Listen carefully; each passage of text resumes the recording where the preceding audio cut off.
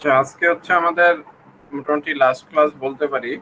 এরপরে একেবারে এক্সাম হবে, সো আমরা ক্লাসটা শেষ করে প্রয়োজনে কিছু আমাদের কোয়েরি থাকলে ডিসকাস করব, এক্সামের ব্যাপারেও কথা বলবো ইনশাল্লাহ। আগে আমরা আমাদের যে টপিক গুলো আছে এগুলো একটু শেষ করি। তো আমরা আজকে ফ্রিকশন দেখবো আর কি, ফ্রিকশনের ম্যাথ গুলো একটু দেখার চেষ্টা করব।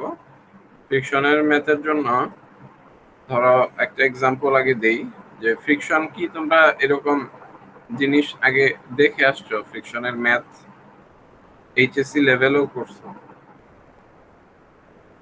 যে কোনো একটা এরকম অবজেক্ট যদি থাকে, এই অবজেক্টটা যখন আমরা সাধারণত দেখি যে এইভাবে পুল করলে আমরা এর যাবৎ যতগুলা ম্যাথ করেছি এই কোর্সে, সেখানে আমরা দেখেছি যে যদি একটা ফোর্স দিই এখানে, তাহলে এটা সামনে যাওয়ার কথা। তো এটাকে রেজিস্ট করতে হলে অন্য কিছু দিয়ে এইভাবে রেজিস্ট করতে হবে, সেম পি ফোর্স দিয়ে রেজিস্ট করতে হবে। কারণ হচ্ছে সেখানে সারফেস আমরা বলে দিয়েছি যে তখন ছিল সারফেস স্মুথ। সো এর জন্য এই পি ফোর্সের কারণে এগেইনস্টে পি ফোর্স লেগেছে। তো এখন যদি আমাদের সারফেসটা স্মুথ না হয়, অর্থাৎ যেখানে ফ্রিকশন থাকে, তাহলে ফ্রিকশনের ক্ষেত্রে আমাদের একটা এডিশনাল একটা ফোর্স এখানে চলে আসে এই সারফেসের সাথে। এবং ফ্রিকশন ফোর্সটা হচ্ছে হওয়ার জন্য শর্ত হচ্ছে, ফার্স্ট অফ অল আমার একটা কন্টাক্ট সারফেস থাকতে হবে। এর সাথে যদি কোনো কন্টাক্ট না থাকে, অবজেক্টের সাথে কোনো সারফেসের যদি কন্টাক্ট না থাকে, তাহলে কিন্তু এই ফ্রিকশন ফোর্স কাজ করবে না। ফ্রিকশন কাজ করতে হলে কন্টাক্ট সারফেস লাগবে। কন্টাক্ট সারফেস যত বেশি, ফ্রিকশনও তত বেশি হবে। এটাও আরেকটা। তোমার যদি অল্প একটু কন্টাক্ট সারফেস থাকে, তাহলে যে ফ্রিকশন হবে, সারফেসটা যদি টোটাল সারফেস জুড়ে কন্টাক্টে থাকে, তাহলে তোমার ফ্রিকশনের ভ্যালু তার চেয়ে বেশি হবে। কারণ ফ্রিকশনটা হচ্ছে কতটুকু কন্টাক্ট সারফেস আছে তার সাথে ডিপেন্ডেন্ট। কোনো কন্টাক্ট সারফেস না থাকলে কোনো ফোর্স আসবে না। তো আমরা এখানে যদিও কতটুকু কন্টাক্ট সারফেসে আছে কি নাই সেগুলা নিয়ে এখানে ডিসকাস করব না। কন্টাক্ট আছে, ডিরেক্ট ফ্রিকশনের কোএফিসিয়েন্ট কত ওইটা জেনে আমরা হিসাবটা করব ফর্মুলা দিয়ে। তা না হলে আরেকটু কমপ্লেক্স হলে আমরা কতটুকু কন্টাক্ট সারফেস আছে ওই অনুযায়ী আমরা আবার ফ্রিকশন কম বেশি হতো, এটা আমরা এখানে হিসাব করব। ফ্রিকশনের একটা ক্যারেক্টারিস্টিক কি, অলওয়েজ এটা হচ্ছে এমনিতে যেই ফোর্স, মানে এক্সটার্নাল যেই ফোর্স, এক্সটার্নাল রেজাল্টেন্ট যে ফোর্স, তার হচ্ছে অপোজিট ডিরেকশনে কাজ করবে।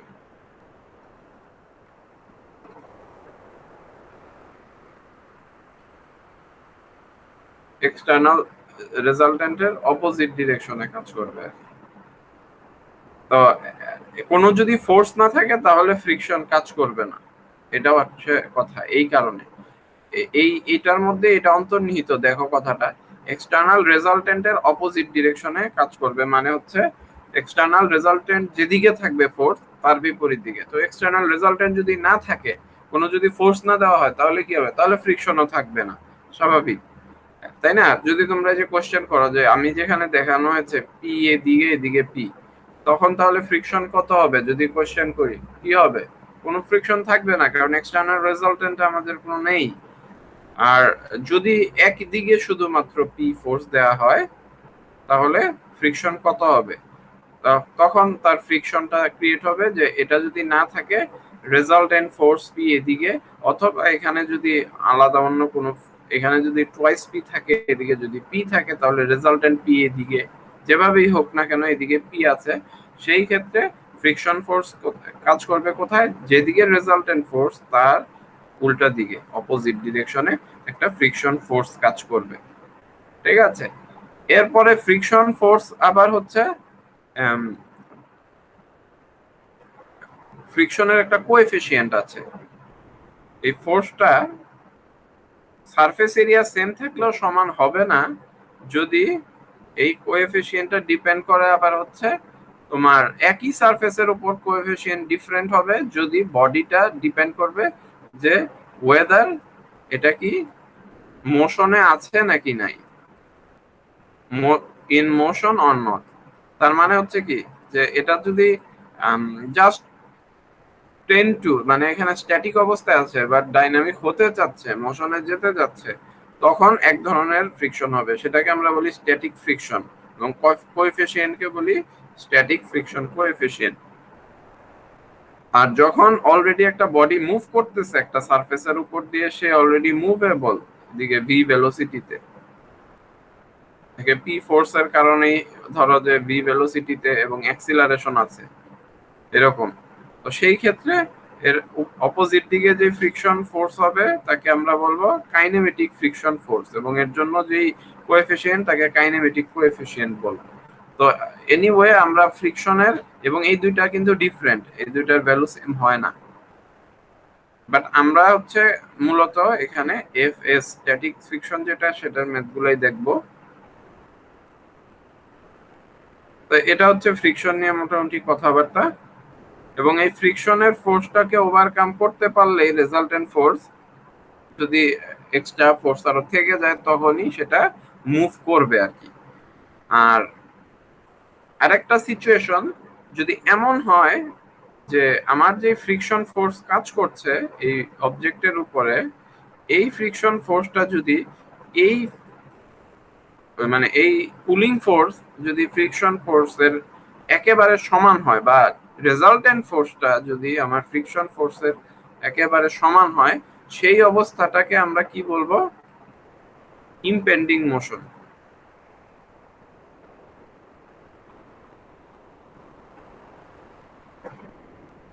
ইমপেন্ডিং মোশন দুই ধরনের হতে পারে, একটা হচ্ছে দুই ক্ষেত্রে হতে পারে, একটা হচ্ছে যেটা আমি এখন বললাম যে যদি এফএস আর পি সমান হয়ে গেছে সেই অবস্থায় ওর কি অবস্থা হবে, সে স্লাইড করা শুরু করবে, তো এটা হচ্ছে স্লাইডিং এর ক্ষেত্রে ইমপেন্ডিং ফোর্স। হতে পারে যে এমন অবস্থা তো হতে পারে যে আমার ফোর্সটা আমি এমন পয়েন্টে দিয়েছি, এখন একটা জিনিস আমরা এখন কনসিডার করবো, এতদিন আমরা কনসিডার করতাম যেই ফোর্সই দিচ্ছ না কেন সেটা হচ্ছে কি তোমার সবগুলা ফোর্স যাচ্ছে হচ্ছে তোমার এই সেন্ট্রয়েড দিয়ে, বাট যদি আমাদের ফোর্সটা সেন্ট্রয়েড দিয়ে না যায়, একটা এরকম ফোর্স আমরা দিলাম এই পয়েন্টে বা যে কোনো পয়েন্টে যেটা সিজি, এখানে সিজি থেকে ডিফারেন্স আছে, তো সেই ক্ষেত্রে এর নিজস্ব একটা ওয়েটও আছে, ওয়েট এখানে কাজ করছে অবশ্যই, তো এই ফোর্সটা এখানে একটা মোমেন্ট দিবে, আবার মোমেন্ট দিবে কোন রেসপেক্টে, আমাদের এই মানে অবজেক্টটা কিন্তু স্লাইড না করে এই ফোর্সের কারণে ওভার টার্ন করতে পারে, এবং ওভার টার্ন করতে পারে এই পয়েন্টের রেসপেক্টে। কখন যদি এটা উল্টা হয়, মানে এটা যখন ওভার টার্ন, কখন আমরা বলবো, আমরা এই পয়েন্টের রেসপেক্টে যদি ওভার টার্ন করে এটার রেসপেক্টে কিন্তু দেখবো না, আমরা দেখবো হচ্ছে এই পয়েন্টের রেসপেক্টে, অর্থাৎ এই পয়েন্টের রেসপেক্টে যদি এই ফোর্সের কারণে এই বডিটা ওভারটার্ন করার উপক্রম হয়, অর্থাৎ রেজাল্টেন্টটা যদি জিরো হয়, তার মানে এটা ওভারটার্ন করার মোমেন্টের কথা বলতেছি, ফোর্স না কিন্তু, এটা ওভারটার্ন করার উপক্রম হবে কখন, যখন এই পয়েন্টের রেসপেক্টে এটা মোমেন্ট হচ্ছে জিরো হয়, অর্থাৎ এরপরে একটু ধাক্কা কোনখান থেকে আসলে, কোনো একটা মোমেন্ট যদি আসে, মিনিমাম একটা মোমেন্ট আসলে এটা উল্টে যাবে, এই অবস্থাটাকে আমরা বলতেছি ওভারটার্নিং। তো দুইটা অবস্থা ইমপেন্ডিং মোশনের, একটা হচ্ছে স্লাইড করার উপক্রম, মানে স্লাইড হবে হবে অবস্থা, আর একটা হচ্ছে ওভারটার্ন করার অবস্থা। এই ফোর্সের কারণে ওভারটার্ন হতে পারে, এমন হতে পারে যে তোমার ফ্রিকশন ফোর্সটা কম, ফ্রিকশন ফোর্স কম, সরি ফ্রিকশন ফোর্স অনেক বেশি, অনেক হাই, এতই হাই যে এটাকে হচ্ছে তুমি টেনে নিতে পারবা না, সেই ক্ষেত্রে এটা ওভারটার্ন করে যাবে আগে, মোমেন্ট দিয়ে দেখবা যে মোমেন্টের যে ভ্যালু এই পয়েন্টে এই পি এর জন্য অলরেডি ওভারটার্ন করার অবস্থা হয়ে গেছে, কিভাবে, এই পি ইনটু এই ডিসটেন্স, এটা একটা মোমেন্ট দিবে, আবার এই ওয়েটটা এখানে কাজ করতেছে ইনটু এই ডিসটেন্স, এটা আরেকটা মোমেন্ট দিবে, অর্থাৎ পি মাল্টিপ্লাইড বাই এক্স এটা হচ্ছে পজিটিভ মোমেন্ট দিবে এদিকে যেহেতু, আর ডাব্লু মাল্টিপ্লাইড বাই ওয়াই এটা এভাবে দিবে, এটা এন্টি ক্লকওয়াইজ, সো ডাব্লু ইন্টু ওয়াই, এটা যখন জিরো হয়ে যাবে তখন আমরা বলবো হচ্ছে যে এটা ওভারটার্ন করার উপক্রম হয়ে গেছে। আবার আমরা একটা চেক দিব যে পি ফোর্স তো এটাকে হরাইজন্টালিও টানতেছে, তাহলে হরাইজন্টাল এই ফোর্সটা কি এফএস এর চেয়ে বড় কিনা। যদি দেখি আমরা যে ওভারটার্ন করে গেছে বাট এফএস এর চেয়ে বড় হয়নি পি এর ভ্যালু, সেক্ষেত্রে আমরা বলবো এটা আগে ওভারটার্ন করবে। আর যদি এমন হয় যে আমাদের পি এর ভ্যালুটা ওভারটার্ন করতে যে ভ্যালু লাগে ধরো 500 লাগে, বাট ফ্রিকশন ফোর্স হচ্ছে আমাদের 400, তাহলে 500 যেতে হলে তো আগে 400 হবে। তো পি এর ভ্যালু যদি বাড়তে বাড়তে 400 হয়, তখন এটা কি স্লাইড করা শুরু করে দিবে, এটাকে আর ওভারটার্ন করানো যাবে না আর কি। ঠিক আছে, এটা ওভারটার্ন হবে না। সেই ক্ষেত্রে এটা আগে স্লাইড করা শুরু করবে, মানে এটাকে টানার কারণে এটা সামনে যেতে থাকবে, যদিও তুমি একটা মোমেন্ট দিয়ে এখানে এটাকে মানে সামনের দিকে নিচ্ছ, মানে পুল করতেছ, তারপরেও এটা ওভারটার্ন না করে এটা সোজাই যেতে থাকবে আর কি সামনের দিকে। কারণ হচ্ছে এটার ফ্রিকশনটা কম, সে ধরে রাখতে পারতেছে না, আগে সে সামনে মুভ করতে রাজি, 400তেই রাজি। বাট যদি এমন হয় যে ফ্রিকশন অনেক বেশি, 700 800, বাট 500তেই এটা কি ওভারটার্ন করে যায়, তাহলে 500-এ এটা আগে উল্টে পড়ে যাওয়ার উপক্রম হবে, তখন আমরা এটাকে বলবো ওভারটার্ন মিনিং ইমপেন্ডিং মোশন। ঠিক আছে, স্ট্যাটিক্সে আমরা এই জাস্ট উপক্রম হচ্ছে এমন অবস্থা পর্যন্ত ডিল করতেছি, এবং এই অবস্থাটাকে আমাদের বলতেছি হচ্ছে ইমপেন্ডিং মোশন। যদি এটা বুঝে থাকো তাহলে আমরা এই রিলেটেড ম্যাথ করব। তো এইখানে ফ্রিকশন ফোর্সটা কিভাবে আমরা বের করি, তোমরা জানো ফর্মুলাটা এফ এস। ফ্রিকশনটা হচ্ছে এফ এস, অর্থাৎ কোএফিসিয়েন্টের সাথে নরমাল যে রিঅ্যাকশন সেটা আমরা মাল্টিপ্লাই করলে এফ এস পাই। অর্থাৎ একটা অবজেক্ট এখানে থাকলে এই অবজেক্টটা এখানে উপরে যে রিঅ্যাকশনটা হবে, নট নেসেসারি অলওয়েজ এটা ওয়েট হবে। যদি এটা এরকম এরকম হয় একটা ইনক্লাইন প্লেন, তখন কিন্তু এখানে রিঅ্যাকশনটা কি সারফেসের পারপেন্ডিকুলার অলওয়েজ হয়, এটা মনে রাখবা। এর জন্যই এটা অলওয়েজ ওয়েটের সমান হয় না, ইনক্লাইন হলে আর সমান হয় না। কারণ হচ্ছে এই নর্মাল রিঅ্যাকশন যেটা এন অথবা আর যেটাই বলি আমরা, সেটা কিন্তু অলওয়েজ সারফেসের পারপেন্ডিকুলারলি অ্যাক্ট করে। সো ওয়েট যদি এটা ডাব্লিউ হয়ে থাকে, এই ক্ষেত্রে রিঅ্যাকশন কি হবে, এইদিকে যেই তোমার কম্পোনেন্ট ডাব্লুর, সেই ডাব্লু কস থিটা যদি হয়ে থাকে, তাহলে রিঅ্যাকশনের মান আর equals to W cos theta হবে এই ক্ষেত্রে। বাট যদি এরকম হয় সারফেস, সেই ক্ষেত্রে টোটালি ডাব্লু সমান হয়। তাই রিঅ্যাকশন কত সেটা ফ্যাক্ট, ওয়েট কত এটা ফ্যাক্ট না, কিন্তু এর জন্য এই ফর্মুলাতে এখানে আমাদের এনটা এখানে জরুরি। এটাই হচ্ছে আমাদের ফ্রিকশনের ফর্মুলা। ঠিক আছে, প্র্যাকটিক্যাল অনেক এক্সাম্পল আছে ফ্রিকশনের, আমার মনে হয় না দেওয়ার প্রয়োজন আছে, কারণ ফ্রিকশন নাই এমন জায়গা নাই, তোমরা খুঁজে পাবা না, সবখানেই ফ্রিকশন আছে, কম হোক আর বেশি হোক। ফ্রিকশনের তাহলে একটা ইমপেন্ডিং মোশনের একটা ম্যাথ করে ফেলি, দেখি আমাদের কি অবস্থা। তো যেই আমরা এক্সাম্পল দিচ্ছিলাম সেটার উপর ডিপেন্ড করে আমরা একটা ম্যাথ করি। ধরো একটা block,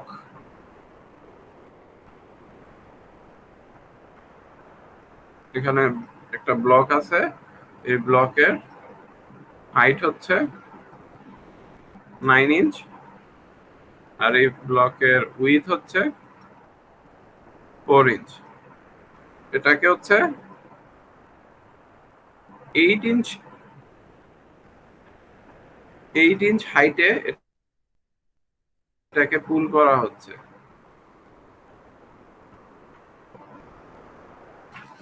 R coefficient of friction Fs equals to 0.2। এখন আমাদেরকে বলা হচ্ছে যে তুমি এই ব্লকের ওয়েটটাও আমাদের জানা আছে, ওয়েট হচ্ছে 400 পাউন্ড।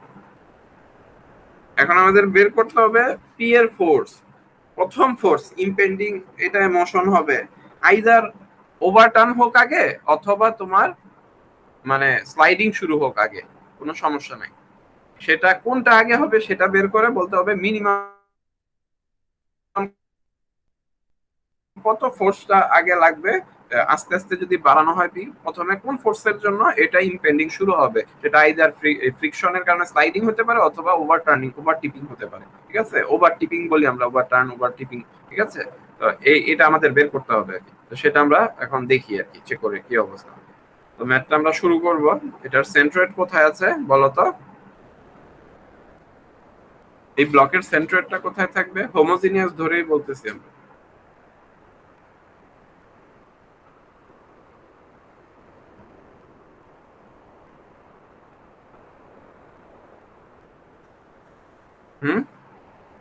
সেন্ট্রয়েডটা কোথায় থাকবে এই ব্লকের?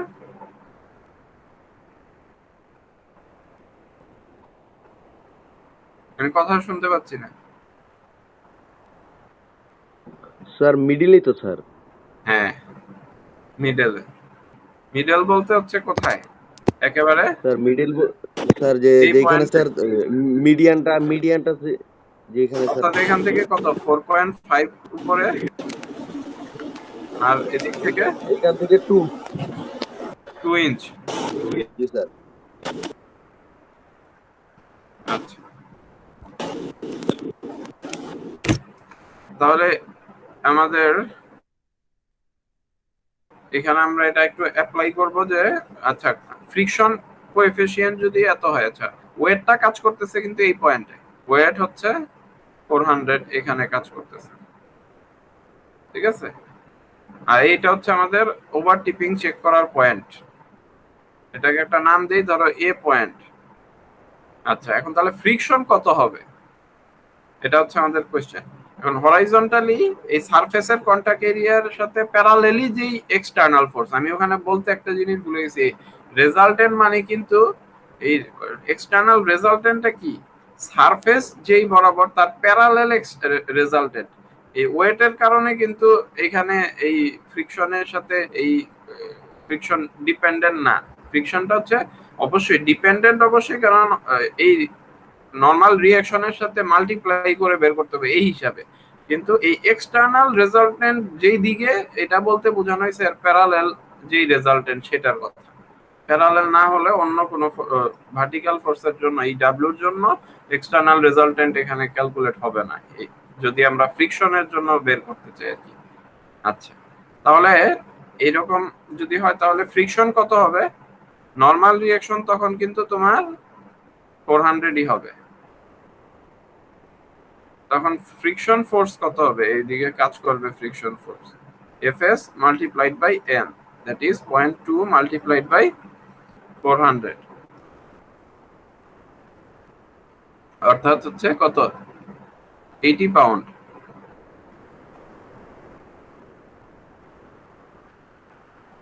আর তাহলে যদি আমি বলি যে স্লাইডিং এর জন্য,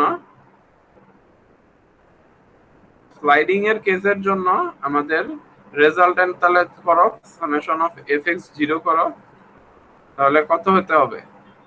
p minus fs equals to 0, অর্থাৎ p মাইনাস 80 ইকুয়ালস টু 0, অথবা p equals to 80 pound.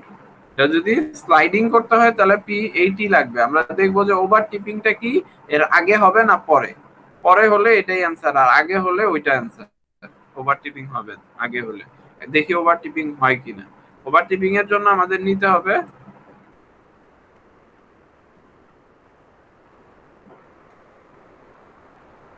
Moment at A equals to 0। তাহলে কি কি আসবে ফোর্স এখানে বলো? মোমেন্ট নিলে কি কি আসবে? পি আসবে মাল্টিপ্লাইড বাই পি এর সাথে এই পয়েন্টের ডিসটেন্স কত,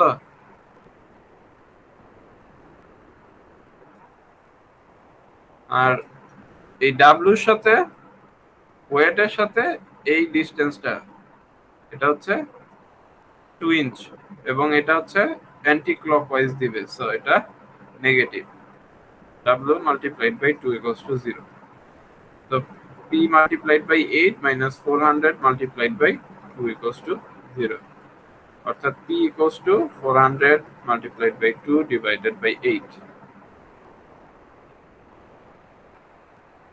সো পি আসতেছে 100 পাউন্ড।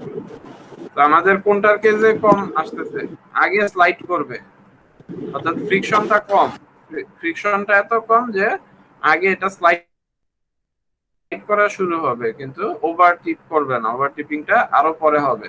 তো ফার্স্টে এটা স্লাইড করা শুরু করবে। সো অ্যানসার হবে মিনিমাম ফোর্স যদি বলে এটা পজিশন থেকে মুভ করানোর জন্য, তাহলে অ্যানসার হবে হচ্ছে 80 পাউন্ড। এভাবেই চেক করে আমাদেরকে অ্যানসার গুলো দিতে হবে।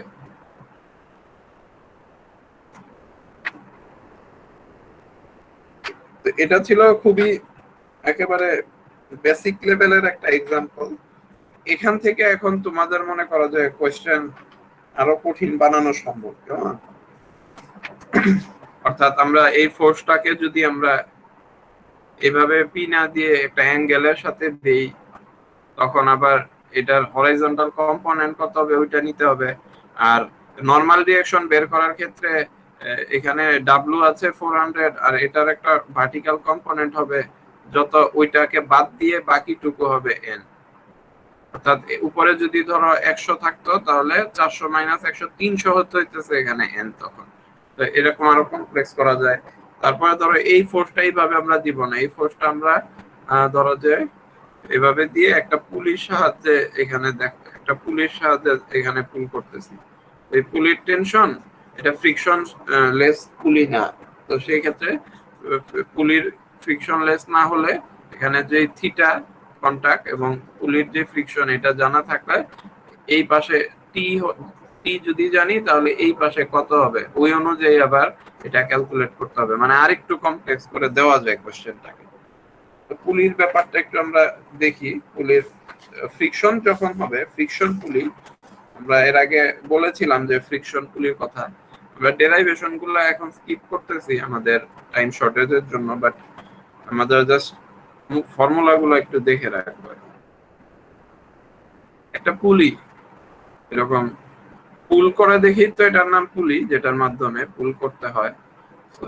সেই পুলিতে ধরো যে এরকম একটা ফোর্স আছে, একটা টেনশন দিয়ে এভাবে টানতেছি, আর একটা হচ্ছে এভাবে ধরো যে একটা এদিকে হচ্ছে একটা ওয়েট আছে যেটার ভ্যালু হচ্ছে ডাব্লিউ, ধরো যে নিচের দিকেই কাজ করতেছে, আর এই টি হচ্ছে এদিকে কাজ করতেছে।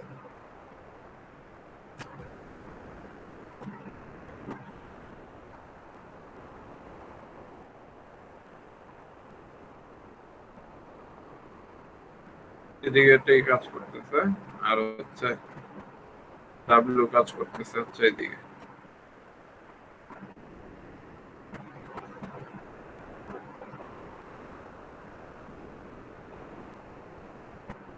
এরকম ক্ষেত্রে আমাদের এই কত হবে, এই যে তোমার ফ্রিকশন যদি থাকে পুলিতে তাহলে কি হবে?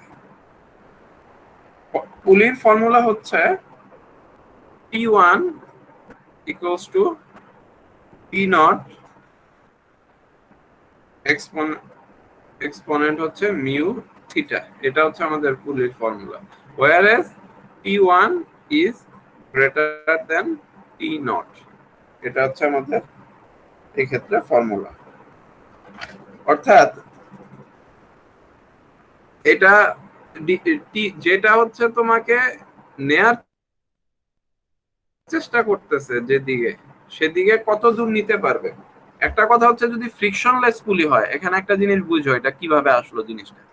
যে কোনো একটা পুলি যদি এরকম থাকতো, এখানে খুব স্বাভাবিক কথা যে এটা আর এটা, যদি এটার পজিশন সম্পর্কে কেউ গ্যারান্টি দেয় যে এটা স্থির আছে, এটার নিয়ে টেনশন নাই, তাহলে দুইটাকে ব্যালেন্স রাখতে হলে নিঃসন্দেহে দুইটাকে টি টি হইতে হবে, অথবা এফ এফ হইতে হবে, অথবা ডাব্লিউ ডাব্লিউ হতে হবে।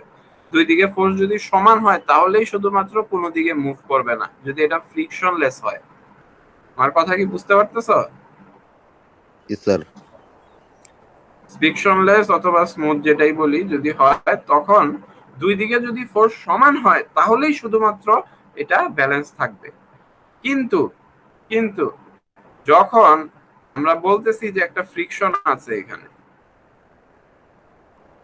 বলতেছি একটা পুলিতে একটা ফ্রিকশন আছে, ফ্রিকশন থাকলে কি আহ এখানে যদি মনে করো এমন হতে পারে যে এখানে 600 আর এখানে 620, তারপরেও এটা ব্যালেন্সে আছে, এটা সম্ভব। কেন? কারণ এখানে ফ্রিকশন আছে, এবং ফ্রিকশন থাকার মানে হচ্ছে এখানে একটা ফ্রিকশনের কারণে একটা ফোর্স তোমাকে 620 যদিও এদিকে 600 টানতেছে, এবং আরেকটা ফোর্স এখানে ফ্রিকশনাল ফোর্স যেটা আরো তোমার এই 20 ফোর্স নিচ্ছে। কোএফিসিয়েন্ট যে ফোর্সটা নিচ্ছে সেটা হচ্ছে এই 20 মিলে এটাকে ব্যালেন্স করতেছে। এখন বলো যে ফ্রিকশন ফোর্সটা আমরা এদিকেই দিলাম কিসের জন্য? ওই যে ফ্রিকশনের কনসেপ্ট আবারও চলে যাও, ফ্রিকশন বলেছি রেজাল্টেন্ট ফোর্স এক্সটার্নালি যেদিকে আছে তার বিপরীত দিকে ফ্রিকশন কাজ করবে। অর্থাৎ একই পুলি যদি এমন হয় যে একই পুলি যদি এমন হয় যে এদিকে আমার 620 চলে আসছে আর এদিকে 600, সেই ক্ষেত্রে আবার এই ফ্রিকশনই উল্টা দিকে কাজ করবে 20, যাতে এটা ব্যালেন্স হয়। তাহলে এই ফ্রিকশনের একটা সর্বোচ্চ লিমিট আছে, এমন না যে এই ফ্রিকশন আছে দেখে কখনোই মুভ করবে না। যদি ফ্রিকশনের যেই ফোর্সটা সেটা যদি ওভারকাম করতে পারে কোনো কারণ, তখন কিন্তু আবার পুলিতেও মুভমেন্ট হবে, পুলিতেও মোশন চলে আসবে। কিন্তু যদি যতক্ষণ পর্যন্ত পুলিতে ফ্রিকশনটা আছে এমন ভাবে যে এটা ব্যালেন্স রাখতে পারবে, ততক্ষণ পর্যন্ত এটা ব্যালেন্স থাকবে, যদিও ফোর্স দুই দিকে সমান না, তারপরেও সম্ভব। তো দুইটা কেসই হতে পারে। এখানে কি হতে পারে একটু দেখো, এমন হতে পারে যে ডাব্লিউটা বেশি, ডাব্লিউ বেশি, ডাব্লিউ এতই বেশি যে এটা নিচের দিকে টানতে চাচ্ছে কিন্তু টি এটা পারতেছে না। তাহলে এটার ফ্রিকশন কোএফিসিয়েন্ট জানলে আমরা বের করতে পারবো যে সর্বোচ্চ কত ডিফারেন্সে একটা যদি ভ্যালু জানি, মনে করো টি এর ভ্যালুটা ফিক্সড, আমাদের আমরা একটা ম্যাথ করবোই আর কি এটার মর্মে। ধরো 600 নিউটন যদি এটার ভ্যালু হয়, তাহলে আমি যদি বলি যে এই ফ্রিকশন কোএফিসিয়েন্ট যদি আমরা বলে দেই, ধরো যে 0.3, এটা কিন্তু একটা ম্যাথ, 0.3 হয় ফ্রিকশন কোএফিসিয়েন্ট পুলের মধ্যে, তাহলে ডাব্লিউ যদি বেশি হয়, টি এর চেয়ে বেশি, অর্থাৎ নিচের দিকে টানতেছে, বাট স্টিল স্টিল নিচে নামবে না, সেটা কত ফোর্স পর্যন্ত না নেমেও এটা ধরে রাখতে পারবে। ধরো যে 600, এটা ধরো বাড়তে বাড়তে কত 1000ই হলো, তাও নামবে না, 2000 হলো, নামলো না, বাট কত গেলে আর পারবে না ধরে রাখতে, সর্বোচ্চ মানটা যখন বের করব সেটা হচ্ছে একটা ফোর্স। আবার ধরো ডাব্লুটা অনেক ছোট, 600 থেকে ছোট, 500, এতই ছোট যে এই 600 কারণে সামনে যাওয়ার কথা কিন্তু যাবে না, তখন আবার এই ফ্রিকশন উল্টা দিকে কাজ করবে।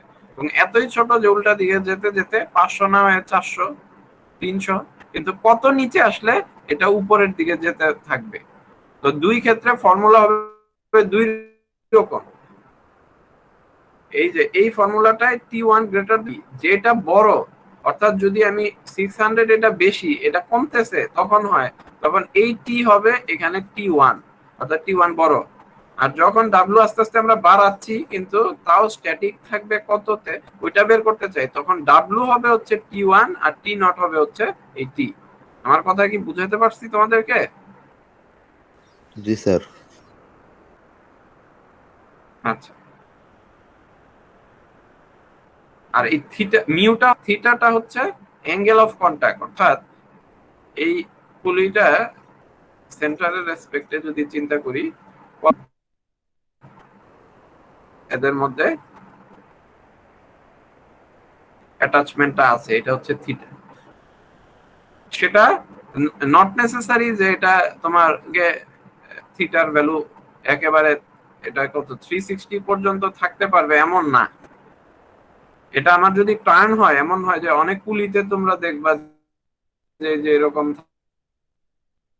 এরকম ভাবে পুলি পেঁচানো হয়, এরকম থাকে, মানে অনেকগুলা টার্ন থাকে পুলির ফিগার ফটো দেখো, দেখতে পারবা যে পুলির ভিতরে টার্ন থাকে। আমি যদি বলে দিই যে টার্ন হচ্ছে একবার টোটাল একটা টার্ন দিয়ে আসা হয়েছে আর কি, একটা টার্ন দিয়ে আসা হয়েছে এভাবে, তারপরে এখানে আসছে, তাহলে কত? তাহলে এটা হবে হচ্ছে তোমার 1.11/4 টার্ন, এরকম একটা টার্ন হয়েছে ধরো 1/4 মানে তো বুঝতে পারছো একটা টার্ন মানে টোটাল টার্ন 1/4 মানে তারপরে 90 ডিগ্রি আর কি টার্ন তাহলে টোটাল 1/4 টার্ন মানে হচ্ছে কত 1.25 ইন্টু পাই ইন্টু 2 পাই আর কি টোটাল 2 পাই না এখানে কিন্তু 360 বললেও এখানে ভুল হবে কারণ আমরা আগেই বলছি এখানে হিসাব করতে হবে কি রেডিয়ানে তো রেডিয়ানে নিতে হবে 2 পাই কয়বার ঘুরছে 1.25 বার ঘুরছে অর্থাৎ 2.5 পাই হচ্ছে আমাদের এখানে থিটার ভ্যালু হবে যদি আমরা বলি যে 1.4 টার্ন হয়েছে মানে ব্যাপারটা আমি বুঝালাম যে একবার ঘুরে আসার পরে তারপরে এইখানে কন্টাক্ট শেষ এখানে কন্টাক্ট শেষ তার মানে একবার ঘোরার পরে আরো 90 ডিগ্রি মানে 2 পাই প্লাস আরো তোমার হচ্ছে এই পাই 90 ডিগ্রি আর কি সো এই টোটালটা হচ্ছে 2.5 পাই তো এটাই আমাদের ধরো যে অ্যাঙ্গেল অফ কন্টাক্ট তো সেই ক্ষেত্রে আমাদের কি হতে পারে দুই ক্ষেত্রে মানে আমি যদি জিজ্ঞাসা করি যে range of W to keep it static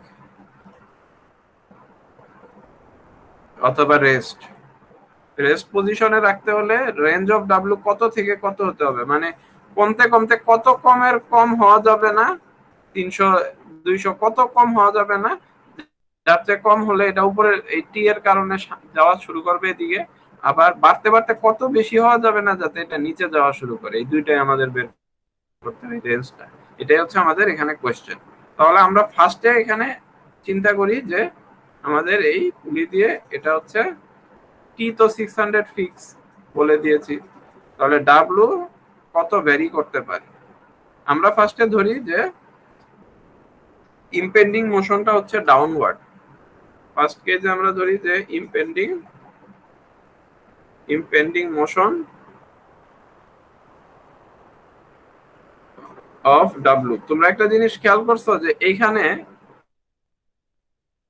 যখন ডাব্লু কম তারপরে ওইটা মুভ করতেছে না আবার ডাব্লু বেশি তাও মুভ করতেছে না কিন্তু পার্থক্য কি যখন ডাব্লু কম তখন আমরা বলতেছি ইমপেন্ডিং মোশন আপওয়ার্ড মানে উপরে উঠতে চাচ্ছে ডাব্লু কিন্তু স্থির আছে আবার যখন বলতেছি ডাব্লু বেশি 1000 2000 তখন আমরা বলতেছি ডাব্লু নিচে যেতে চাচ্ছে কিন্তু যেতে পারতেছে না তাও রেস্টে আছে দুইটাই রেস্ট এখানে আমরা ডিফারেন্সটা দেখতেছি যে ইমপেন্ডিং মোশন অফ ডাব্লু ডাউনওয়ার্ড যখন হবে তখন অবশ্যই ডাব্লু বড় এবং টি হচ্ছে তখন ছোট হবে যদি তাই হয় তাহলে আমাদের ফর্মুলা অনুযায়ী T1 হবে ডাব্লু আর T0 হবে হচ্ছে আমাদের টি এখানে তো সেই ক্ষেত্রে আমাদের ফর্মুলাটা কি হবে T1 equals to T0 e to the power mu theta তাহলে T1 equals to T0 হচ্ছে 600 e to the power mu হচ্ছে পয়েন্ট কত বলছি 0.3 ইন্টু থিটা কত 2.5 পাই ঠিক আছে এখন তোমরা বলো যে ডাব্লিউর ভ্যালু কত হবে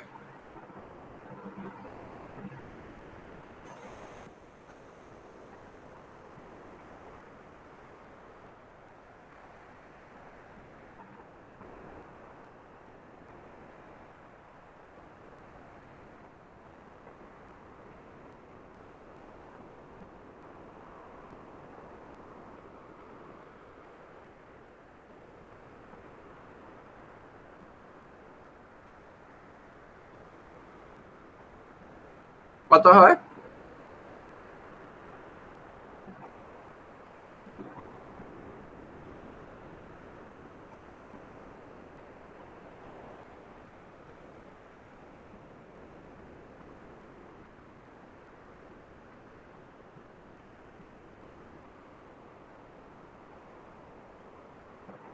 ছয় হাজার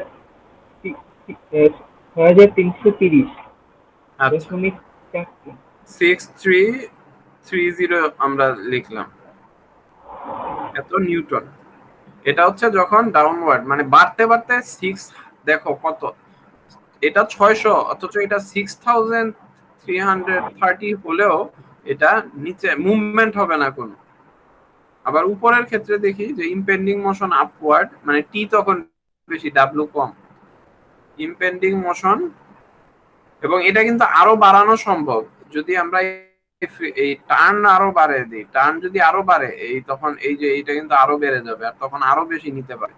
তো যাই হোক, impending motion W upward, in that case আমাদের T1 হবে কিন্তু তখন বড় হচ্ছে টি আর ডাব্লিউ ছোট অর্থাৎ টি নট হচ্ছে ডাব্লিউ। তাহলে ফর্মুলা তখন কি হবে? 600 অর্থাৎ T equals to W e to the power mu theta, অর্থাৎ W e to the power 0.3 into theta ছিল 2.5 পাই। তো সেই ক্ষেত্রে এই ডাব্লিউ ইকুয়ালস টু হবে 600 divided by to the power 0.3 into 2.5 পাই।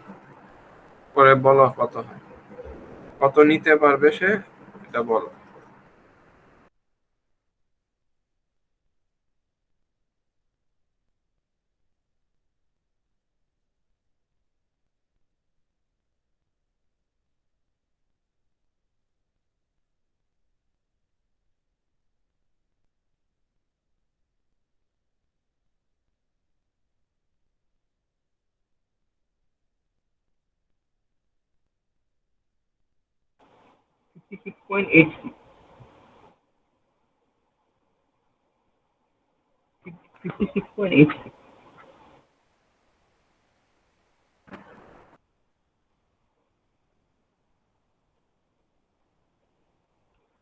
আমার হচ্ছে এখানে 56 আসছে আর কি। 56 কি? 56.86।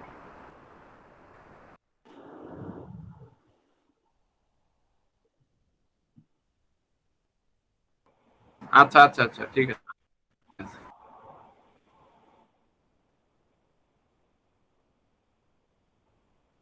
তাহলে এটা হচ্ছে আমাদের এইখানের রেজাল্ট, দুই ক্ষেত্রে দুইটা।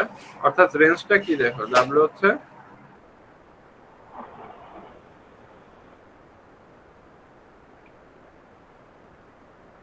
56.86 থেকে এই রেঞ্জে থাকলেও কোনো সমস্যা নেই।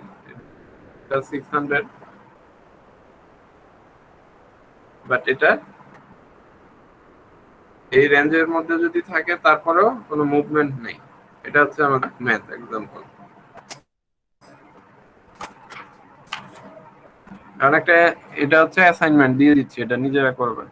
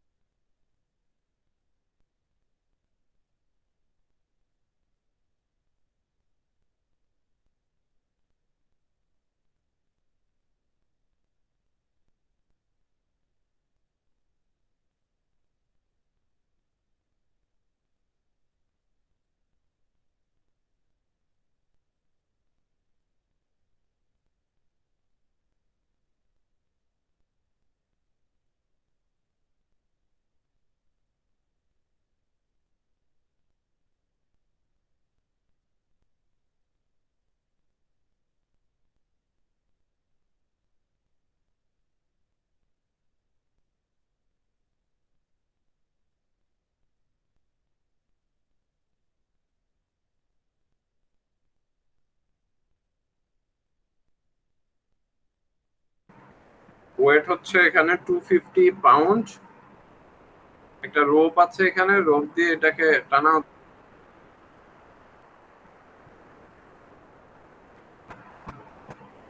তারপর হচ্ছে এখানে ড্রাম আছে, দুইটা ড্রাম বসানো।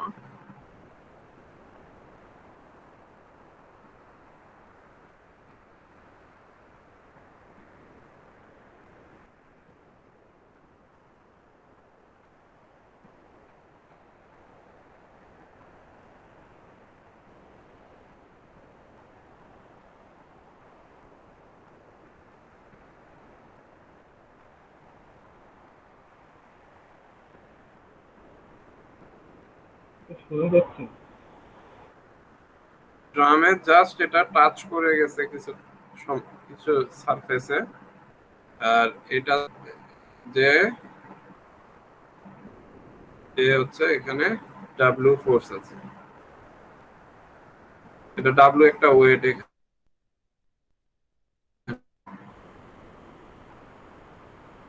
ঠিক আছে, এটা একটা ডাব্লিউ।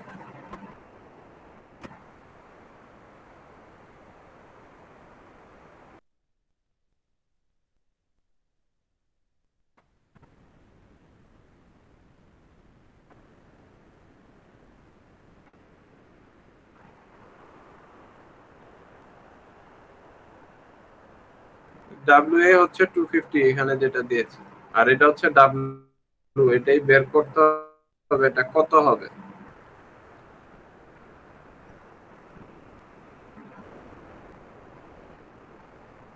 আর রোপ এন্ড ড্রামের মধ্যে অর্থাৎ এখানের যে কোএফিসিয়েন্ট অফ ফ্রিকশন সেটা হচ্ছে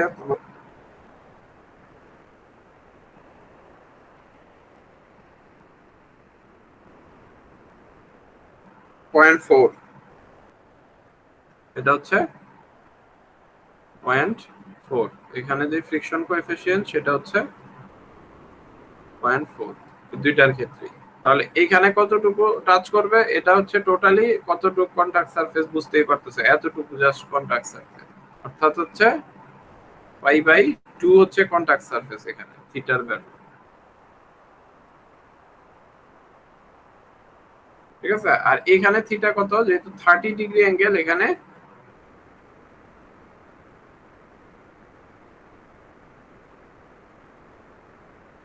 শুনে যাচ্ছেন। যতটুকু, তো π/3 এখানে কাজ করছে।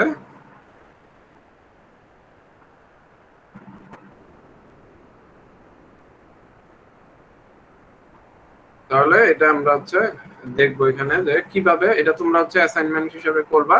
এই ফোর্স, এটা তো রো, এখানে একটা পুল করতেছে, কেটে ফেলবো এখানে ফার্স্টে, এই যে এখানে একটা, এখানে পি, এই পি যদি এখন এবং এটা ডাব্লু করে আমরা বলতেছি এই এটা এই আপওয়ার্ড ইম্পেন্ড করবে আর কি, আপওয়ার্ড ইম্পেন্ড। তার মানে আপওয়ার্ড ইম্পেন্ড মানে কি, অর্থাৎ এই ডাব্লিউটা নিচে যাবে, মানে ডাব্লিউটা অবশ্যই বড় হতে হবে এবং এটা উপরের দিকে যেতে যাবে, মানে হচ্ছে পিটা হবে ছোট, এই পিটা হচ্ছে ছোট স্মল, ডাব্লিউটা হচ্ছে বড়। তাহলে এই ডাব্লিউর জন্য এখানে একটা ফোর্স পাবো, ধরো যে এটা হচ্ছে R1, এবং এই R1ই আবার এখানে R1 আরেকটা পুল হিসাবে কাজ করবে, যেটা কিনা এই পি এর চেয়ে বড়। অর্থাৎ আমাদের ফর্মুলেশনটা এমন হবে যে ডাব্লিউ টা বড়, তাই T1 হিসাবে কাজ করবে আর কি। তখন এই R1 হবে হচ্ছে এপসাইলন মিউ থিটা, মিউ তো 0.4, থিটা হচ্ছে π/2। আর পরবর্তীতে আবার এটার ক্ষেত্রে, এই ড্রামের ক্ষেত্রে হচ্ছে বড় হচ্ছে R1, তাহলে R1 ইকুয়ালস টু ওই যে পি বলতেছি, পি এপসাইলন মিউ থিটা, এক্ষেত্রে থিটা কত বললাম, π/3। তো সেই হিসাবে বসে এই পি বের করে ফেলতে হবে, এবং পি মানে এই পি আগে আমাদের বের করতে হবে যে পি কত হলে পরে তোমার হচ্ছে এটা আপওয়ার্ড ইম্পেন্ড করবে। আপওয়ার্ড ইম্পেন্ডের জন্য আমাদের কি দেখতে হবে, এই ফ্রিকশনটাকে ওভারকাম করে এটা সামনের দিকে যাবে কখন। দুইটা পয়েন্ট হতে পারে, একটা হচ্ছে এই পয়েন্টের রেসপেক্টে ওভারটার্ন করবে। ওভারটার্ন দেখতে হলে আমরা কি দেখবো বলো, মনে আছে এখানে একটা আমাদের একটা ফোর্স আছে ডাব্লু, এই ডাব্লুটাকে আমরা নিব, এই ডাব্লু ফোর্সটা কে দিয়ে আমরা চেক করব যে এটা তোমার হচ্ছে এই ডাব্লুর কিন্তু আসলে আমাদের দুইটা ভ্যালু, একটা হচ্ছে ডাব্লু আর মানে ডাব্লু থেকে এটা ডিসটেন্স ডাইরেক্ট না বার করতে পারলে আমরা যেটা করব যে ডাব্লু কে দুইটা হিসেবে ভাগ ভাগ করে নিব, একটা হচ্ছে ডাব্লু সাইন থিটা আর একটা হচ্ছে W cos theta, cos theta. W cos theta. তো আমাদের একটা হচ্ছে আমরা দেখবো পি এর সাথে P minus W sine theta minus এই যে এখানে ফ্রিকশন ফোর্স থাকবে এফ এস সমান 0 হয় কত হলে পি এর ভ্যালু, ডাব্লিউ জানি আমরা, ডাব্লিউ এ, এটা ডাব্লিউ এ, এটা কনফিউজ হয় না, এটা ডাব্লিউ এ। আর এফ এস, এফ এস টা আমরা বের করতে পারবো যে এখানে নরমাল ফোর্স কত, এন হচ্ছে কত, মিউ, মিউ মানে 0.3 কস, সরি এন, এন মানে হচ্ছে এখানে ডাব্লিউ এ কস থিটা, এটা দিয়ে এন বের করবো। আর এফ এস হচ্ছে, সরি ভুল বললাম, মিউ না, এন সমান হচ্ছে ডাব্লিউ এ কস থিটা আর এফ এস সমান হচ্ছে মিউ ইনটু ডাব্লিউ এ কস থিটা। এভাবে আমরা এফ এস টা বের করব। এই এফ এস জানি, ডাব্লিউ এ জানি, সাইন থিটা জানি, পি কত বের করব। এটা হচ্ছে ফর স্লাইডিং, স্লাইডিং বের করব। আবার আরেকটা, সরি এটা, হ্যাঁ স্লাইডিং। আর ওভার টিপিং এর জন্য আমরা আবার বের করব। ওভার টিপিং এ দেখবা যে এই পয়েন্টের মোমেন্ট, এটাকে একটা পয়েন্ট ধরো বি, তাহলে মোমেন্টের বি যদি ধরো কি কি আসবে, এই পি এর সাথে মাল্টিপ্লাই হবে এই টোটাল 4, তারপর ডাব্লিউ সাইন থিটার সাথে, সাইন থিটা তো এখানে, তাহলে এখান থেকে এটা ডিসটেন্স কত, 2 ফিট, তাহলে এবং এটা কি অ্যান্টি ক্লকওয়াইজ দিবে, তাহলে মাইনাস ডাব্লিউ এ সাইন থিটা ইনটু হবে 2, আর ডাব্লিউ এ কস থিটা আছে একটা, এটা এই যে ডাউনওয়ার্ড, সেখান থেকে এটা ডিসটেন্স হবে কত, 3 এর অর্ধেক 1.5, সো মাইনাস ডাব্লিউ a cos theta into 1.5 feet, এটা ইকুয়ালস টু 0 করে পি এর ভ্যালু বের করবা। এই ওভার টিপিং এবং স্লাইডিং যেটা ছোট সেটা গভর্ন করবে, এবং ওই পি এর জন্য এই ডাব্লিউ কত লাগবে এটা বের করতে হবে, কারণ ওই পি বসে ফার্স্টে আর ওয়ান বের করবা, এই আর ওয়ান এখানে বসে ডাব্লিউটা বের করে অ্যান্সার দিবা। এটা হচ্ছে তোমাদের অ্যাসাইনমেন্ট, ঠিক আছে? পরীক্ষায় এরকম কোশ্চেনই দিয়ে দিব আর কি। জি স্যার। এগুলি করে রাখতে এর জন্যই বলতেছি, তখন এক্সামে সুবিধা হবে, নাহলে তো পারবা না।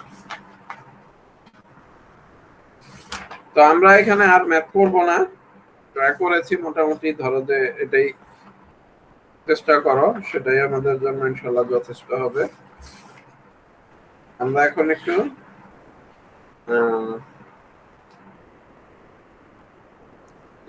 স্যার সত্যিকারে স্যার ফ্রিকশনলেস কোনো সারফেস কি আছে স্যার? ফ্রিকশনলেস কোনো সারফেস তো নাই। তুমি এই যে লুব্রিকেটিং অয়েল টয়েল আছে বিভিন্ন অটোমোবাইল শপে যেগুলি থাকে, এগুলা ইউজ করে ওই যেগুলো স্যার। দিয়ে ওরা কি গিয়ারের তোমার ফ্রিকশন টিকশনকে স্মুথ করার চেষ্টা করে আর কি যত, কারণ জি তাহলে জি এনার্জি স্যার। কম লস হয়। কিন্তু পুরোপুরি ভাবে ফ্রিকশনলেস সারফেস তো আসলে নাই। মানে পুরোপুরি ভাবে ফ্রিকশনলেস থাকবে কিভাবে যদি এমন কোনো থাকে যার কোনো অ্যাডহেশন নাই, সোজা কথা তোমার জি স্যার। জি স্যার। কোনো, মানে তার সাথে তোমার কোনো ধরনের কোনো কানেক্টিভিটির সুযোগই নেই, এমন যদি কোনো ম্যাটেরিয়াল থাকে তাহলে পসিবল, আদারওয়াইজ পসিবল না, ফ্রিকশন থাকবেই, ঠিক আছে? ওয়েট, আমাদের যদি কোনো ওয়েট থাকে তাহলে অবশ্যই কোনো সারফেসের উপরে ফ্রিকশন মিনিমাম হলেও থাকবে, এটাই নিয়ম। বাট ফ্রিকশন যদি খুব কম হয়, মানে অলমোস্ট জিরো, জিরো তো হবে না, অলমোস্ট জিরো হলেও মনে করো যে আমাদের জন্য খুব সমস্যা, কারণ আমি ওই সারফেসের উপরে মুভ করতে পারবো না।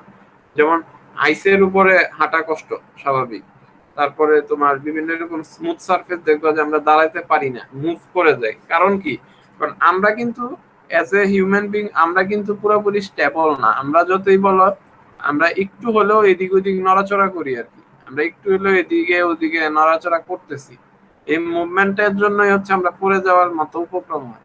অর্থাৎ যেখানে ফ্রিকশন খুবই কম, ধরো ফ্রিকশন খুবই কম বলতে 0.01001 নিউটন, এরকম এতই কম, সেইখানে যদি তুমি একটু এদিক ওদিক যাও, অর্থাৎ 0.01 নিউটনের মতো হয় বা 0.02 নিউটন হয়, তাহলেই তুমি এদিক ওদিক পড়ে যাওয়ার মতো উপক্রম হবে তোমার। এই কারণেই ওই কম ফ্রিকশন হলেই তো আমার জন্য ক্ষতিকর, জিরো হওয়ার তো দরকার নাই আমার। মনে করো 0.001 থিওরিটিক্যালি তো জিরোই বলে দিই আমরা অলমোস্ট। জি স্যার।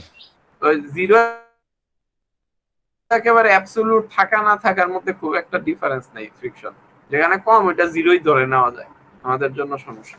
যাই হোক, আমরা ফ্রিকশন নিয়ে এখন আর ম্যাথ করবো না, আমরা একটু প্যারাবোলিক কর্ডটা দেখবো। প্যারাবোলিক কর্ডটা করে আমরা ইনশাল্লাহ শেষ করে দিব। প্যারাবোলিক কর্ডের ক্যাটেনারি আমি আজকে ডিসকাস করব না, তোমাদের জন্য একটু ইজি করে দিচ্ছি। যেটা হচ্ছে যে শুধুমাত্র ফ্লেক্সিবল কর্ডে প্যারাবোলিক কর্ডটাই আমরা দেখবো আর কি। ক্যাটেনারির জন্য আমরা আর করব না, অর্থাৎ তোমাদের যে এক্সাম কোশ্চেন দিব সেটাও প্যারাবোলিক কর্ড হিসাবে কোশ্চেন থাকবে। বাট তোমাকে অবশ্যই দেখাইতে হবে যে এটা প্যারাবোলিক কর্ড, ফার্স্টে দেখে নিতে হবে ম্যাথ করার আগে। আমি তো যেহেতু দিব বলে তো আর দিব না যে প্যারাবোলিক কর্ড, কিন্তু তোমাকে এটা দেখে নিতে হবে যে ফার্স্টে এটা প্যারাবোলিক কর্ড, তাই প্যারাবোলিক কর্ড হিসাবে আমরা অ্যানালাইসিস করতেছি। আচ্ছা, ফ্লেক্সিবল কর্ডের ব্যাপারটা কি? তোমরা এই কেবল ব্রিজ, এই কর্ডের জন্য ফ্লেক্সিবল কেবল দিয়ে কেবল ব্রিজ কি দেখেছো কোথাও? না স্যার। কেবল ব্রিজ কোথাও দেখেছো? ছবিতে দেখছি, রিয়েল লাইফে দেখি। রিয়েল লাইফে দেখি। আমি একটা খুব ভালো একটা এক্সাম্পল দিই, সেটা হচ্ছে তোমরা আচ্ছা, আমরা কিছু ব্রিজের ফিগার দেখি, তাহলে ফার্স্টে আমাদের জন্য সুবিধা হবে।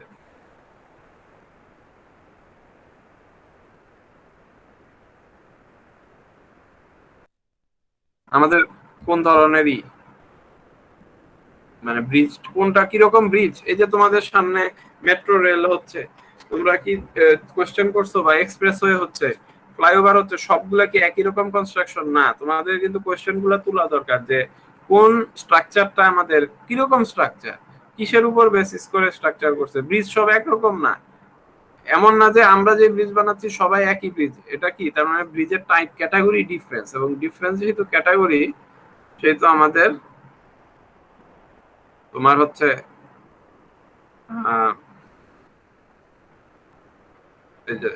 যেহেতু আমাদের ক্যাটাগরি ডিফারেন্ট, তাই আমাদের মানে কোনটা সুবিধা আছে, কিছু কিছু সমস্যা আছে, এরকম কিছু ব্যাপার আছে। ঠিক আছে, ব্রিজের ক্যাটাগরি গুলা তাই তোমাদের শিখতে হবে।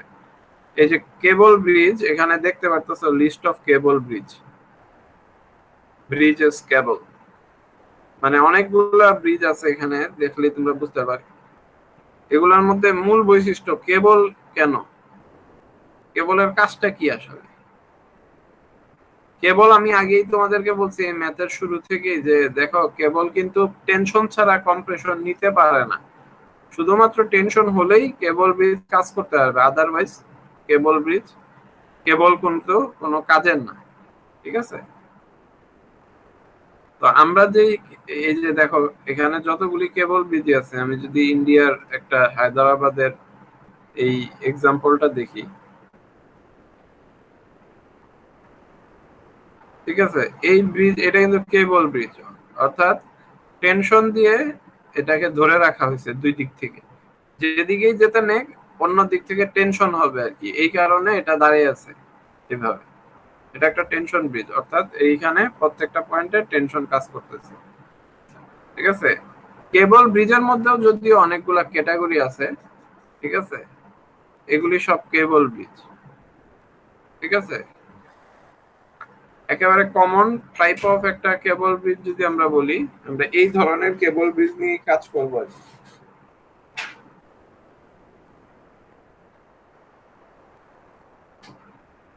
তো এরকম কেবল ব্রিজের ক্ষেত্রে আমাদের যে ফর্মুলা সেটাই আমরা ডেরাইভেশন করব। এই কেবল ব্রিজটা আসলে কিভাবে কেবল হিসাবে কাজ করতেছে সেটা একটু আমি তোমাদেরকে বুঝাই। এটার এই যে ইটা মানে এটার কার্যপ্রণালীটাই হচ্ছে আমরা এখন একটু দেখব।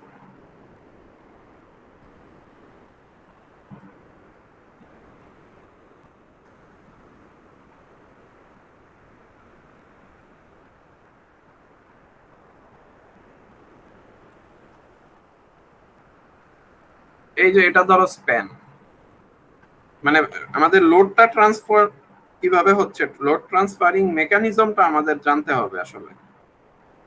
ঠিক আছে, যেটা হয় যে একটা এরকম কেবল থাকে, এই কেবল দিয়ে একটু পর তো পিয়ার, ধরো যে এখানে যে এটা এভাবে লেগে গেছে, সাপোর্ট হিসাবে আর কি কাজ করতেছে, এখানে সাপোর্ট হিসাবে এখানে কাজ করতেছে। বাট দেখো এই যে এইখানে আমাদের একটা টোটাল কেবল এখানে কাজ করতেছে। এটা যদি আমাদের স্প্যান হয়, এটার উপরে দিয়ে আর কি গাড়ি ঘোড়া চলবে আর কি। ঠিক আছে, এই যে আমি ব্লু কালার দিয়ে যেটা বলতেছি এটা হচ্ছে আমাদের স্প্যান।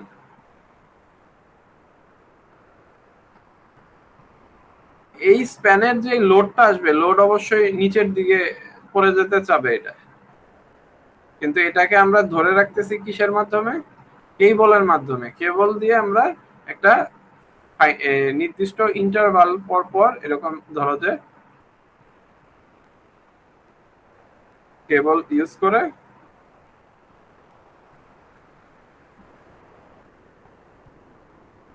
এটাকে ধরে রাখতেছি। তাহলে কি হচ্ছে ব্যাপারটা, যে এটা নিচে পড়ে যাচ্ছে কিন্তু এটা ধরে রাখছে, তাহলে কি কেবলের টেনশন আসতেছে না এগুলাতে? এগুলা জি স্যার। ফ্লেক্সিবল কর্ড, এখানে কি তোমার এই কর্ড গুলা দিয়ে যে আমি ধরে রাখতেছি এখানে, এর ফলে কি এর প্রত্যেকটাতে কি এক একটা ফোর্স জেনারেট হচ্ছে, এবং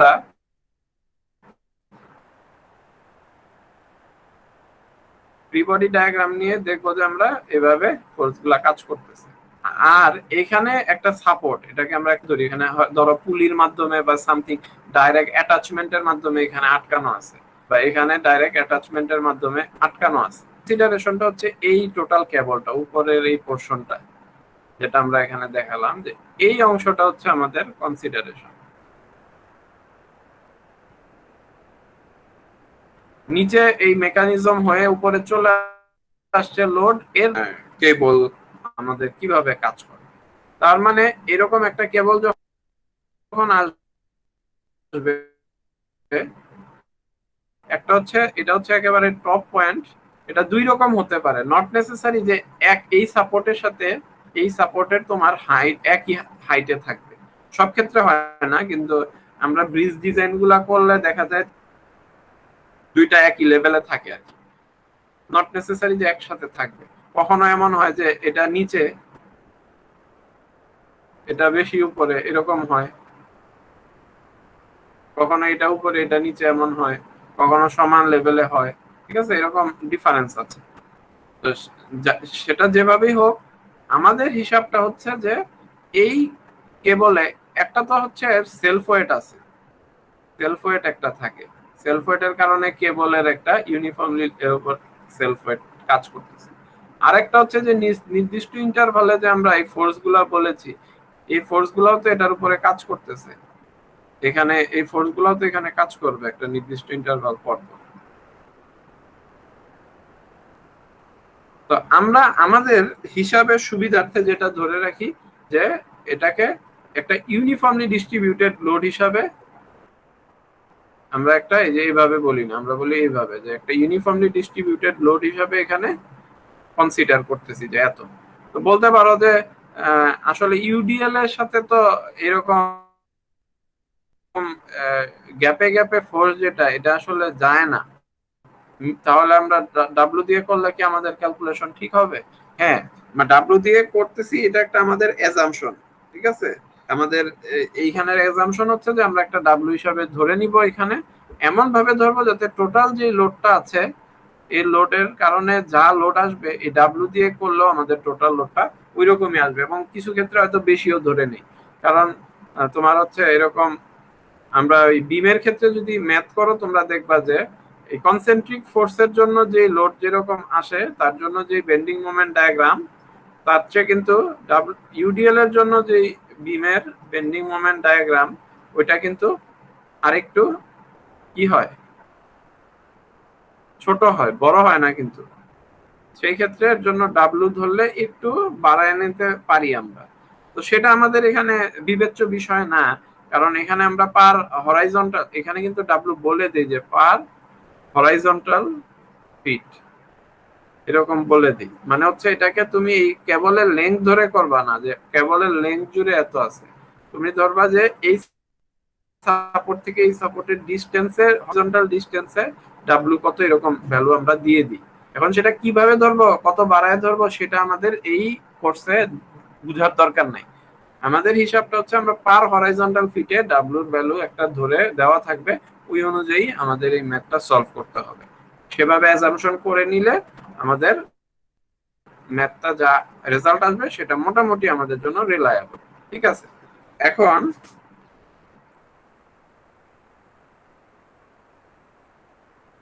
এই কেবলটা কিভাবে ট্রান্সফার এর মধ্যে কাজ হচ্ছে, যেটা সাপোর্ট আছে, এই ডাব্লিউ একটা বলতেছি পার ইউনিট হরাইজন্টাল ফিটে বা লেন্থে একটা ডাব্লিউ কাজ করতেছে।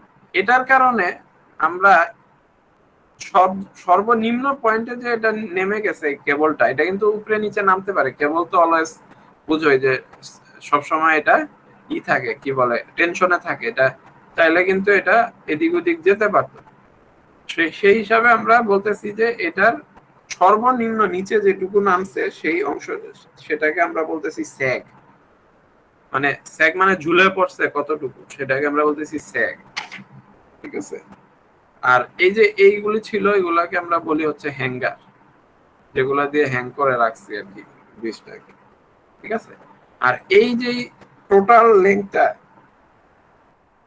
এখান থেকে, এটাকে আমরা বলি হচ্ছে স্প্যান।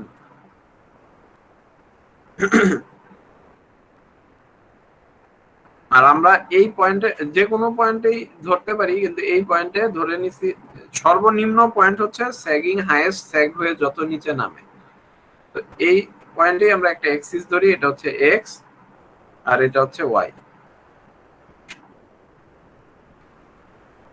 এটা ধরার পরে আমরা যে কোনো পয়েন্টে আমরা চাইলে আমাদের ডিফারেন্সিয়াল ইকুয়েশনটা আমরা ডেরাইভ করব না এখানে, আমরা এখানে খুব সহজে চাইলে একটা ডিফারেন্সিয়াল ইকুয়েশন ডেরাইভেশন করে দেখানো যায়। এটা পরীক্ষা অনেক সময় আসে, এটা আমরা আপাতত দেখাচ্ছি না। যে একটা ছোট্ট স্ট্রিপ নিয়ে এটার জন্য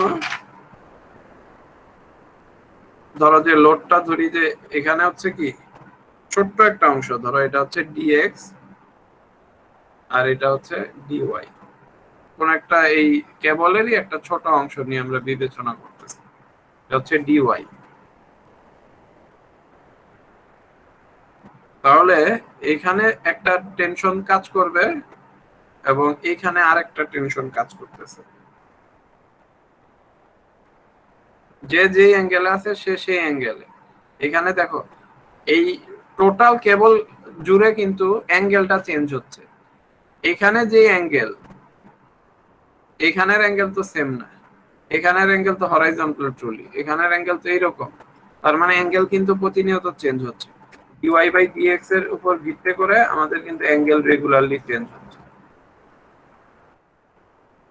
তো এটা যদি আমাদের উপরের দিকে এই ফোর্স এই অ্যাঙ্গেলে কাজ করে, এখানে যে অ্যাঙ্গেল আছে সেটা এই অ্যাঙ্গেলে কাজ করে। অর্থাৎ দুইটা সবগুলারই এটার একটা হরাইজন্টাল অংশ পোরশন আছে আর একটা ভার্টিক্যাল পোরশন আছে, একটা হরাইজন্টাল একটা ভার্টিক্যাল। এটা হচ্ছে টি। এবং এই আমাদের এই এইটি আর এইটি অলওয়েজ আমাদের এখানে আমরা সমান ধরি না, কারণ টেনশন কিন্তু প্রতিনিয়ত চেঞ্জ হচ্ছে। এই টেনশনটা ধরো যে এই টেনশনের তুলনায় ডিটি পরিমাণ হচ্ছে বেড়ে গেছে, তাহলে ভার্টিক্যাল পোরশনটা কি হবে?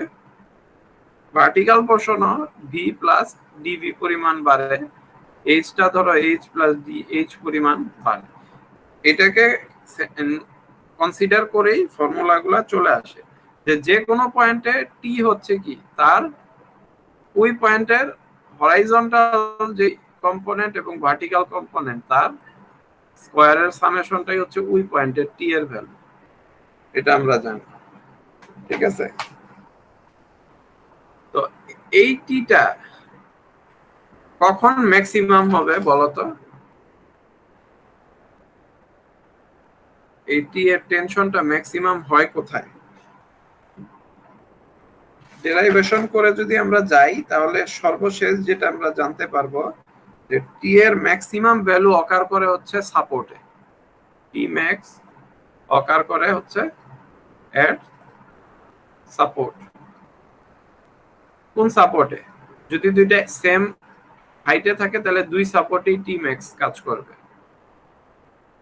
অর্থাৎ এখানে সবচেয়ে কম, আস্তে আস্তে এখানে বেশি এবং এখানে বেশি। আর যদি এরকম হয় যে ডিফারেন্ট হাইটের সাপোর্ট, তাহলে যেই সাপোর্ট হচ্ছে সবচেয়ে বেশি অ্যাঙ্গেলে আছে, অর্থাৎ সবচেয়ে উপরে যেটা, সেই পয়েন্টে টি ম্যাক্স অকার করবে।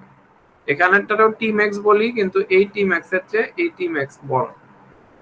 এই এখানে যে মিডল পয়েন্ট সেখান থেকে শুরু করে এদিকেও যেভাবে বাড়তেছে, এখানে আসলে এটা সমান হতো আর কি, যেহেতু এখানেই শেষ তাই এটা কম হয়ে গেছে। যেটা উপরে সেটা সর্বোচ্চ, দুই দিকে যদি সমান থাকে তাহলে দুইটাই সর্বোচ্চ ম্যাক্সিমাম আসবে। টি ম্যাক্স অকার করে হচ্ছে কোথায় বললাম, একেবারে সাপোর্টে। এবং টি যদি সাপোর্টে অকার করে তাহলে আমাদের অ্যাঙ্গেল যদি আমাদের জানা থাকে তাহলে টি ম্যাক্স আমরা বের করে ফেলতে পারবো।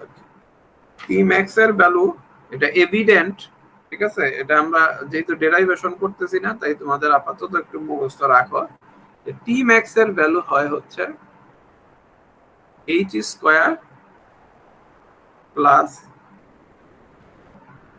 কিউ এল বা ডাব্লিউ বলতে পারি। কিউ হচ্ছে এখানে ধরছে যে ইউডিএল আর কি, আর এল হচ্ছে আমাদের টোটাল স্প্যান লেংথটাকে আমরা বলতেছি L, UL whole square divided by 2।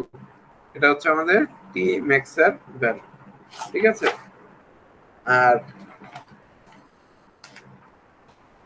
তাহলে এইচ এর ভ্যালু কত? এইচটা কি আমরা যে ইউজ করতেছি, এইচ হচ্ছে হরাইজন্টাল ডিরেকশনে যেই ফোর্স সেটা হচ্ছে আমাদের এইচ। অর্থাৎ একেবারে জিরো পয়েন্টে, যে এখানে এই পয়েন্টে কেবলের এই পয়েন্টটাতে যেখানে একেবারে ট্রুলি হরাইজন্টাল শুরু হয়েছে, এই পয়েন্টে তো কোনো ভার্টিক্যাল নাই, ভার্টিক্যাল তো জিরো, এখানে শুধুমাত্র হরাইজন্টাল ফোর্স কাজ করতেছে। এই হরাইজন্টাল ফোর্সটা কত সেটাই হচ্ছে আমাদের তোমার এই হরাইজন্টাল ফোর্স, ঠিক আছে? এবং এই হরাইজন্টাল ফোর্সের ভ্যালু কত? এই হরাইজন্টাল ফোর্সের ভ্যালু হচ্ছে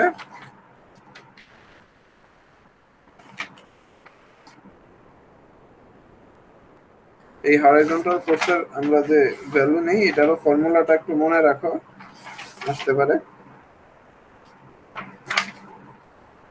এটা হচ্ছে কিউএল স্কয়ার বাই 8d, এটাও ডেরাইভ করা যায়। h equals to q l square by 8d। ডিটা কি? ডি হচ্ছে সেক, মানে কত নিচে নামছে আর কি টোটাল এখান থেকে, এটাকে আমরা বলতেছি সেক ডি, ঠিক আছে? আর এল তো স্প্যান, কিউ তো ইউনিফর্মলি ডিস্ট্রিবিউটেড লোড। এই এইচ এর মান এখান থেকে ফর্মুলা এটা থেকে পেয়ে যাবো আমরা।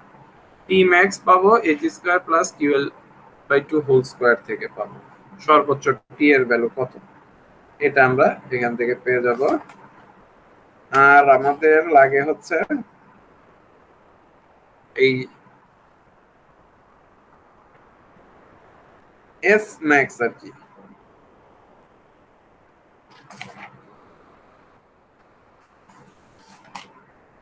আরেকটা হচ্ছে আমাদের এস ম্যাক্স। এস ম্যাক্সটা হচ্ছে কি, এই টোটাল আমাদের একটা তো হচ্ছে আমরা এল বললাম স্প্যান, এই স্প্যান লেংথটা তো হরাইজন্টাল লেংথ, কিন্তু আমাদের এই যে এই প্যারাবোলিক হিসাবে আমরা কনসিডার করতেছি, প্যারাবোলিক কেন কনসিডার করব সেটাও বলবো। এটা অরিজিনাল লেংথ হচ্ছে এস ম্যাক্স, মানে এটা আসলে কত লেংথ জুড়ে এই কেবলটা আছে, যেটা এল এর চেয়ে অবশ্যই বেশি হবে, বুঝতেই পারতেছো তোমরা। এল যদি এটা 500 হয়, এটা অবশ্যই 500 হবে না, এটা অবশ্যই কি 600 700 এরকম হবে, বা আরো বেশি হতে পারে, এরকম হবে। তো এই এস ম্যাক্সটার ভ্যালু আমরা, এটার ফর্মুলা আছে, এটার ফর্মুলা হচ্ছে এস ম্যাক্স ইকুয়ালস টু, এটা একটু অ্যাপ্রক্সিমেট, মানে অনেকগুলো হায়ার অর্ডার বাদ দিয়ে এই পর্যন্ত আসছে। প্রথমত এল, এল কেন? কারণ এল তো থাকবেই, এল এর সাথে যোগ হবে আরো, এলটা হচ্ছে হরাইজন্টাল লেংথ, তার সাথে এই কার্ভেচারের ইফেক্টটা যোগ হচ্ছে, সেটা হচ্ছে 8d square divided by 3l minus 32d4 divided by 5l cube. ঠিক আছে, বলতে পারো যে নেগেটিভটার কারণে কি কমে যাবে নাকি? আমি এতটুকু বলতে পারি যে এটা প্রমাণিত যে এই ভ্যালুটা তোমার অবশ্যই পজিটিভ আসবে, কোনোভাবেই নেগেটিভ আসবে না। ঠিক আছে, তবে এই ফর্মুলাটা আবারও মনে রাখো, একটা জিনিস বলে দিই, এই ফর্মুলা ভ্যালিড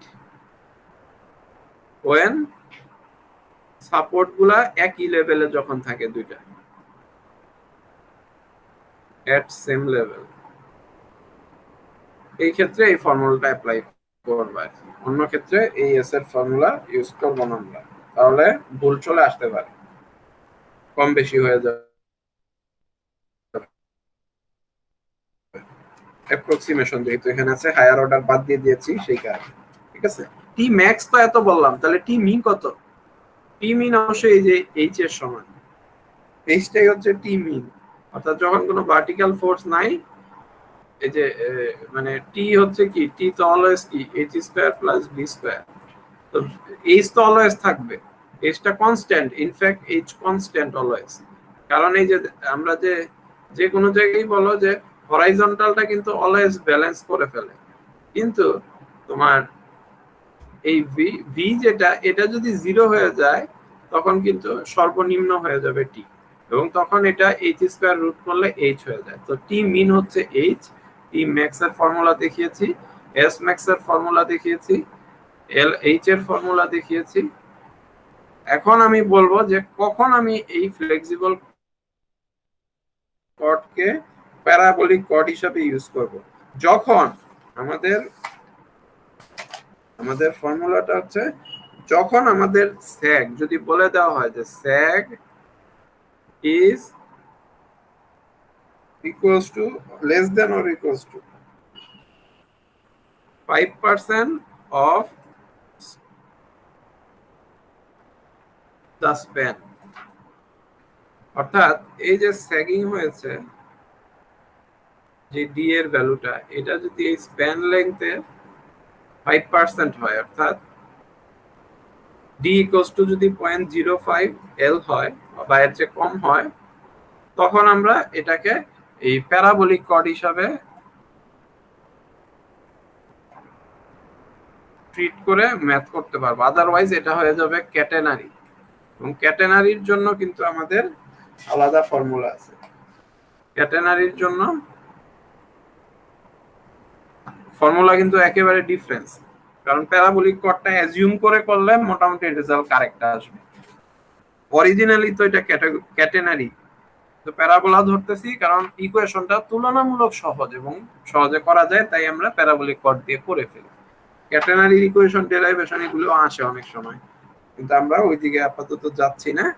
এরর কম আসে যখন এই প্যারাবোলিক কর্ডই হবে, তোমরা এটা দেখায় দিতে হবে ফার্স্টে যে স্প্যান লেংথের চেয়ে আমাদের যে ডি এর ভ্যালু দিয়ে দিচ্ছে, অর্থাৎ স্যাগের যে ভ্যালুটা, সেটা হচ্ছে আমাদের কি এই লেংথের চেয়ে স্প্যানের 5% এর সমান বা কম, যে সো আমরা এটাকে প্যারাবোলিক কর্ড হিসাবে কি করতে পারি, মানে ট্রিট করে ম্যাথ করতে পারি। তো যেহেতু আমরা মোটামুটি ফর্মুলা গুলা দেখেছি, আমরা একটা ম্যাথ করে ফেলি এখান থেকে।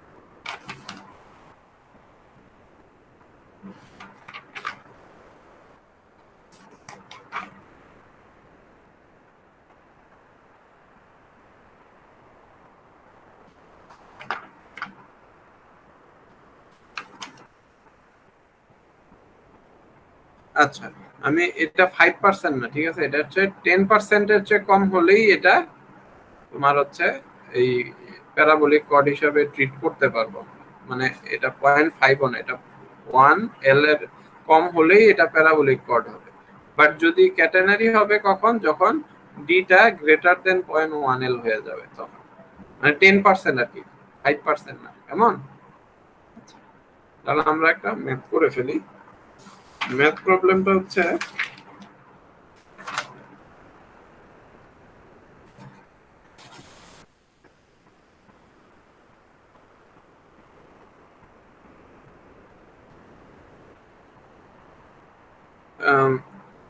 ওয়্যারের ওয়েট বলে দিচ্ছে, মানে হচ্ছে কেবল যেটা ওয়্যারের ওয়েট হচ্ছে 1 পাউন্ড পার ফিট। এটা মানে ধরে নিবা, যেহেতু পার ফিট বলছে মানে হচ্ছে পার হরাইজন্টাল ফিট হিসাবেই ধরবো আর কি। is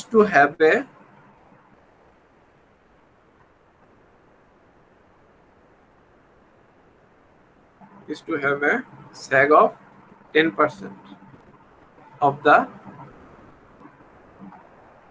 span. আচ্ছা, স্প্যানের যে 10% হচ্ছে স্যাগ, তো আমরা এটাকে প্যারাবোলিক কর্ড হিসাবে অ্যাজিউম করতে পারবো। আর সাপোর্ট হচ্ছে সেম লেভেলে আছে, অর্থাৎ এরকম কি সেম লেভেলে আছে আর কি সাপোর্ট দুইটা। এখন maximum permissible tension in the wire যদি 1000 হয়, ম্যাক্সিমাম পারমিসিবল টেনশন যদি 1000 পাউন্ড হয়, অথবা 1 কিপ আর কি, তাহলে এটা হচ্ছে এ নাম্বার কোশ্চেন আর কি। If T max 1000, what is the maximum permissible span, অর্থাৎ তখন এল কত হতে পারবে সর্বোচ্চ, এই এলটা কত হতে পারবে এটা বের করতে হবে, এটা একটা কোশ্চেন। আর বি নাম্বারের কোশ্চেন হচ্ছে লেংথ অফ ওয়্যার, অর্থাৎ S max, length of wire S max কত, অর্থাৎ এই টোটালটা কত লেংথের হবে আর কি, যেখানে স্যাগ হচ্ছে 10% বলে দেওয়া আছে এবং ওয়্যারটা এটা দেওয়া আছে। তাহলে এটা আমরা কি হিসাবে ধরতে পারি, parabolic cord. Assumption, assume as parabolic cord, এই কথাটা লিখে নিতে হবে। কারণ কি, যেহেতু স্যাগ হচ্ছে 10% অফ স্প্যান, এই কথাটা আছে যেহেতু। এখন আমরা ওই প্রথমে চেয়েছে কি আমাদের এল কত, এল এর ফর্মুলা আমরা জানি, এল এর ডাইরেক্ট ফর্মুলা আমরা ওভাবে জানি না, কিন্তু এল কে ইউজ করা ফর্মুলা আমরা জানি। এটা হচ্ছে টি ম্যাক্স এর ভ্যালু আমরা জানি h² plus ql by 2 whole square, যেখানে আমাদের কিউটা আমরা জানি, এখানে কিউ বলা আছে, এলটাই আমরা বের করব, টি ম্যাক্সটা আমরা জানি, তাহলে অনলি রিমেইনিং হচ্ছে কি এইচটা জানতে হবে তার আগে। তাহলে এইচ এর ফর্মুলা আছে না একটা, এইচ সমান কি, এইচ এর ফর্মুলাটা দেখো তো, এইচ এর ফর্মুলা কোথায় লিখছি,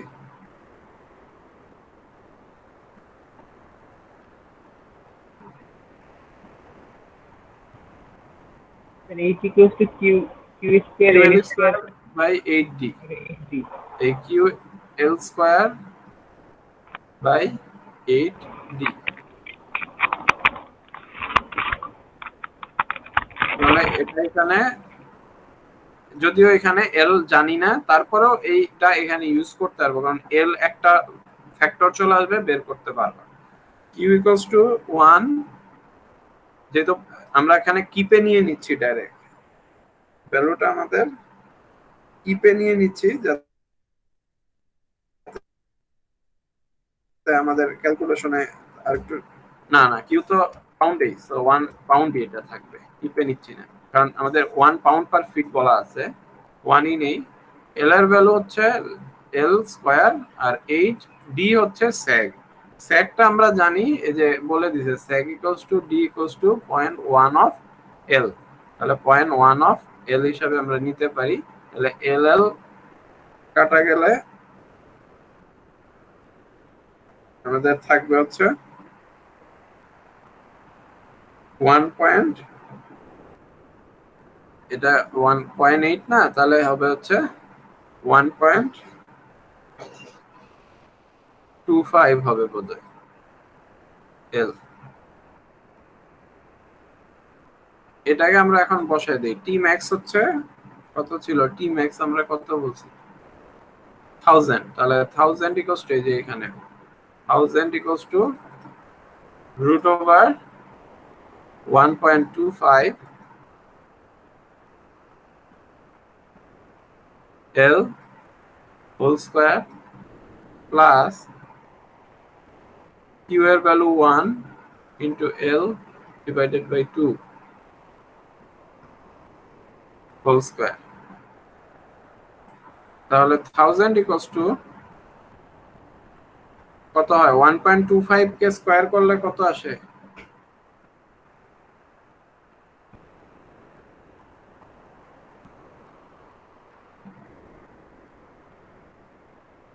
Sir, 1.5625. 1.5625. 1 পয়েন্ট কত বললা, 5625. 565, হ্যাঁ ঠিক আছে 5625, হ্যাঁ 5625, 1.5625 এল স্কয়ার প্লাস হচ্ছে এখানে হচ্ছে 0.5, তো 0.5 কে স্কয়ার করলে কত হবে 0.25 এল স্কয়ার। এই তো এখান থেকে এল বের করে ফেলো ডাইরেক্ট, কত আসে দেখো তো। মানে এল করলে কি হবে, মানে ওই এটাকে স্কয়ার করতে হবে, এটা উঠে দিয়ে আর কি। মানে হচ্ছে 1000 স্কয়ার সমান হচ্ছে এইটা, এটা সাম আপ করে দেখো কত আসে। টোটাল ভ্যালুটা ফাইনালি বলো যে এল কত হবে রুট করে।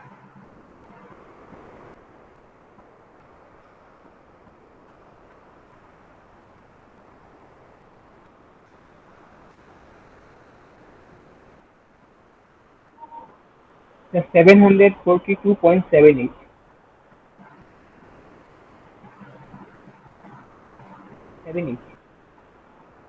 তো ফিট একবার একেবারে ভিতরে ফিটে আছে। তাহলে স্প্যান লেন্থ 742 ফিট। ওকে, আর তাহলে এল পেয়ে গেলাম, এটাই তো প্রথম কোশ্চেন ছিল।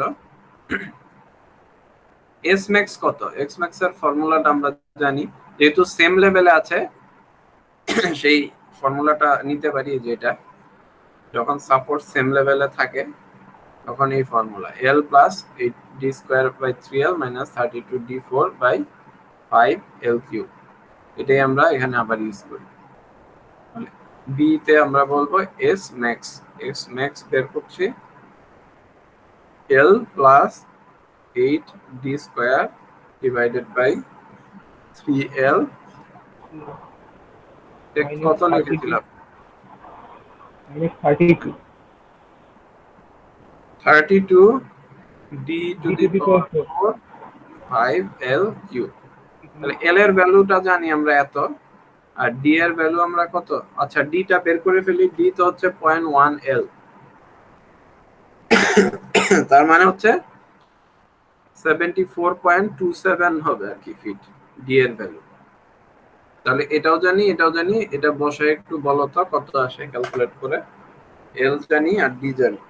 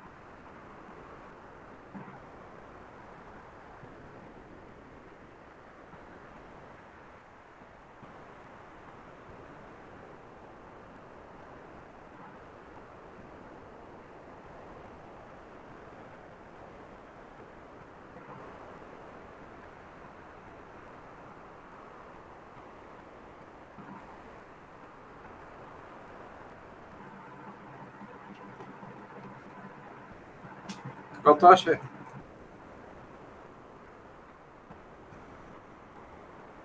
মাইনাস ভ্যালু আছে তো, হুম, মাইনাস ভ্যালু আছে। না না মাইনাস আসবে না, ভালো করে করো আবার।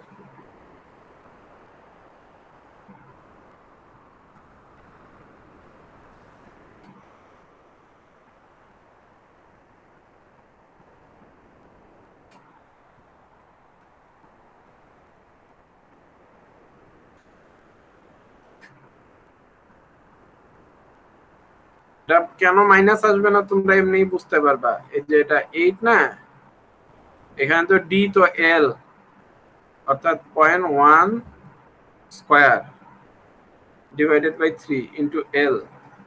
কারণ এই ডি তো হচ্ছে 0.1 এল, এল স্কয়ারের থেকে এল এল কাটা যাবে, মাইনাস 32 এখানে 0.1 এর পাওয়ার 4 ডিভাইডেড বাই 5 ইন্টু এল, কারণ ডি এর মধ্যে তো এল টু দি পাওয়ার 4 চলে আসবে, 0.1 এল যেহেতু, সেই হিসাবে মানে এল থাকবে, এল কমন নিয়ে এইটা থেকে এটা তো বড় হবেই না, মানে অ্যাটলিস্ট সাম করে নেগেটিভ আসার কারণই নেই।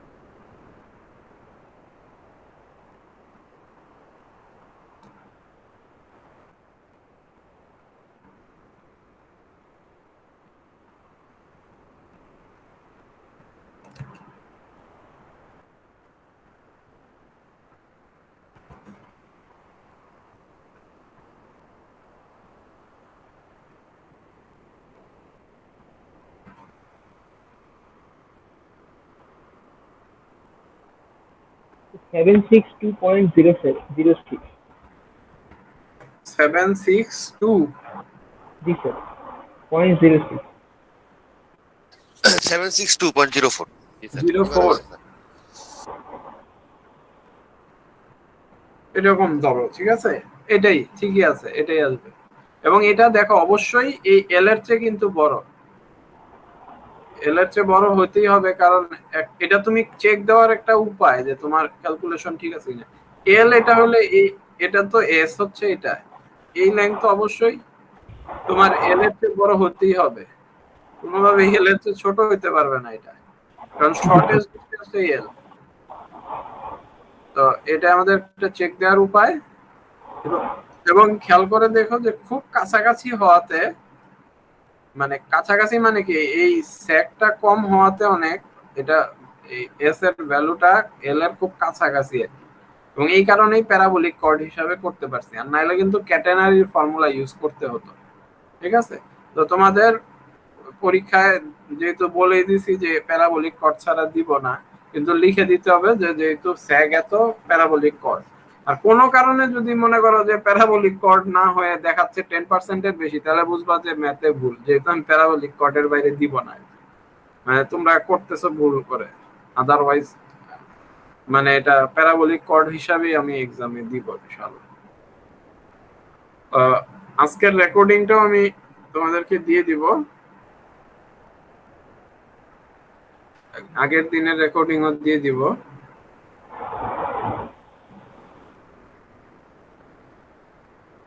এখন তোমাদের কোনো